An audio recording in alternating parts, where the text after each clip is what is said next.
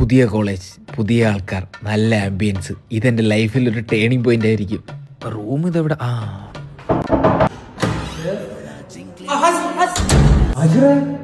നീ ഈ വീട്ടിലെങ്ങനെ വന്നു? അല്ല, ഇത് ഹാഷറല്ല. ദയവ് ചെയ്ത് ഇവിടെ പോകും. ആഹാ, എന്റെ പേരറിയുന്ന അപരിചിതനെ ആ വാതിലൊന്ന് തുറന്നീ.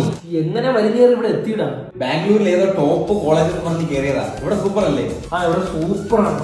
ക്ലാസ് നടന്നുകൊണ്ടിരിക്കുന്നതിന്റെ ഇടയ്ക്ക് പശു നടന്നു ക്ലാസ്. ഇവിടെ പ്രകൃതിയായിട്ട് അത്രയും ബന്ധമുള്ള കോളേജാണല്ലേ ഇത്? Well demanded. വാവ്. ഇന്നലെടാ ആരും വരാതിരിക്കാനാണ് ഈ ബാംഗ്ലൂരിൽ നിന്ന് മാറി ഒരു കാട്ടില്ലാത്ത റൂം എടുത്തത്. അപ്പൊ അതാ എന്റെ വണ്ടി ഒന്ന് ഇരിക്കുന്നു. നിന്നെ കണ്ട എന്നാലും കാര്യമായി.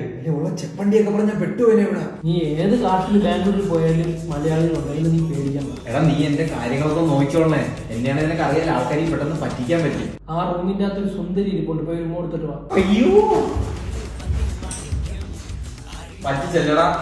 ഇതാണ് ഞാൻ പറഞ്ഞത്, എന്നെ എല്ലാവർക്കും പറ്റിക്കാൻ പറ്റും. എന്തുവാണ് ഇത്? എടാ, ഫുഡൊക്കെ എങ്ങനെയാണ്? പാഴ്സൽ കൊണ്ട് തരുമായിരിക്കും അല്ലേ? ഇന്നത്തെ ഫുഡ് എന്ന് പറയുന്നത് ഈ നാട്ടിൽ നിന്ന് കൊണ്ടുവന്ന അച്ചാറായിരിക്കും, പിന്നെ സ്നാക്സ്. ഉച്ചയ്ക്ക് മാത്രം പിന്നെ നമ്മൾ ആഹാരം കഴിക്കും, രാവിലെ കഴിക്കില്ല. എടാ, പിന്നെ ഇവിടെ വേറെ ആരും ഇല്ല അല്ലേ? നമ്മൾ മാത്രമേ ഉള്ളൂ അല്ലേ?